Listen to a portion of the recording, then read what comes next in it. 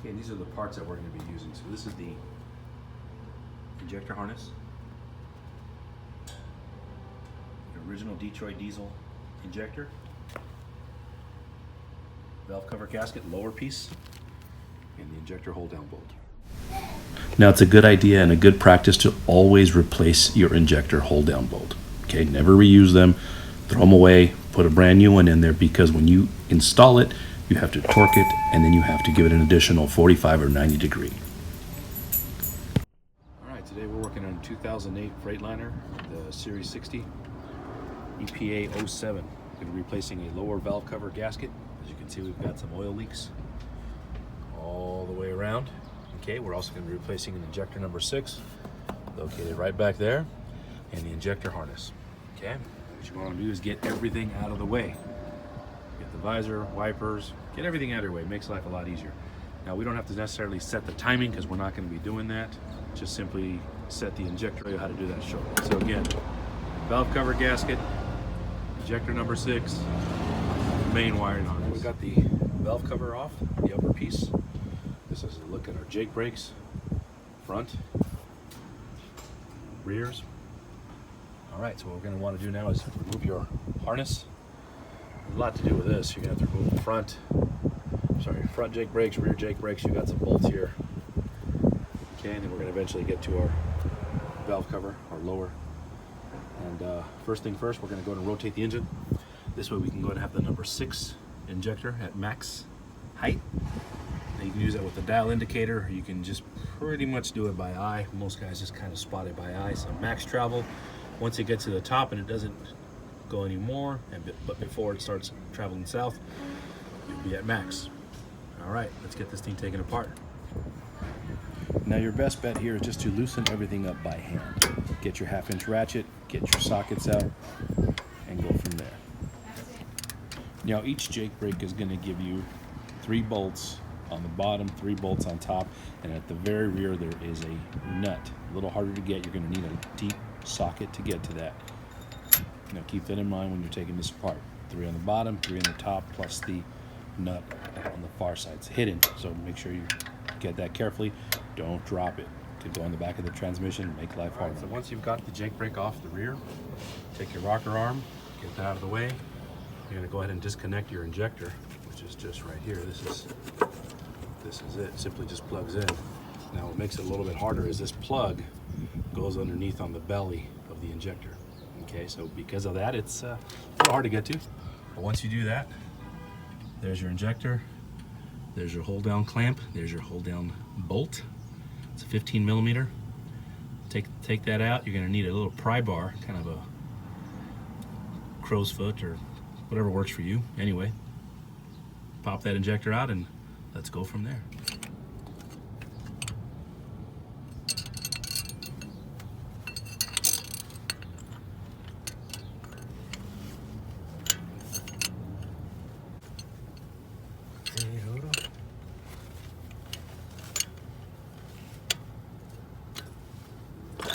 There we go.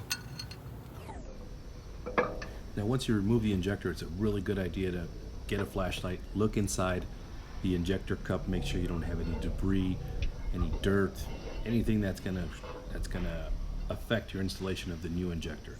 Grab a flashlight, look inside, make sure it's all clear, go from there. There we go. Okay, so I decided to go ahead and show the instructions on how to install an injector. Very simple. Light clean oil around the injector, install that with the clamp, then after your new bolt, and these are the instructions on how to do that. All right, so now we have the new injector harness ready to go. The only thing you're going to need to transfer are these little bridges or ports. So transfer them from the old to the new. Here's your new harness, injector 1, 2, 3, 4, 5, 6, and so on. Okay, this is for your Jake brakes right here, front Jake brake, rear Jake brake. So we got that taken care of. We're going to get that installed shortly. And this is the valve cover gasket. This is the lower valve cover and the lower valve cover gasket. As you can see, that's what we're going to install. Goes all the way across, get a new one. And one little thing I like to do is install a little bit of Permatex. I usually do that over on the cylinder head, and I'll show you where exactly, just to get you a little bird's eye view of what's going on. Okay, what I'd like to do here is put the rocker arm, the rear rockers, put that on and torque them down. Now you're gonna need these spacers. Normally the Jake brakes sit up here, but to make it easier, install these spacers, these adapters, torque it all down. And what we're gonna do is we're gonna adjust. You can see it there, injector number 6. We're just getting everything ready. All right, so now we got our harness installed. Don't have our Jake brake on yet, but we're gonna install the valve cover, okay, the lower piece. Now what I like to do, it's a little messy, install a little bit of Permatex in the corners, and that just helps seal things where essentially the Series 60 is kind of known to leak. Now I'll go back and clean it up later, so right now I know it looks a little sloppy, and you only want to do it on the corners. That's typically the best place to ensure that you aren't going to leak. Anyway, let's get this valve cover going, and we'll go from there. All right, so we've got our valve cover on. As you can see, got the front rocker, so now we're going to do in the rear jakes. Got to tighten everything down, torque everything down. Work on the front jakes, cover it all up, start it up, and let's go from there. We'll be doing fine. Okay, so we've got everything now put together. We've got the Jake brakes on, got everything torqued down. We've got the Jake brake solenoids hooked up. It's pretty much ready to fire up, but before we do that, we're going to go ahead and get the injector code, which we have written down. We're going to put that into the computer using our software. Now obviously make sure you have your harness connected, or else it will not start. All right, we got the first one in, second one in. All right, let's get to our computer, get this covered up, and start it up, baby. Okay, so now you've got your injector installed, you've got everything ready to go.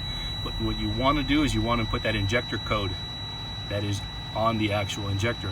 Now, every injector that you get from the dealer is going to get you a new code, and that's essentially has something to do with the programming, maybe the tolerances, something to do with the actual injector. So just, and here in our case, we're going to input that into the number 6. If it's incorrect, I'll give you an example, it switches to red. When it's correct and it accepts the right code, it goes to green. Then you're simply going to go to the screen where it says to write. It's going to program everything to the MCM, and if it's correct, it'll give you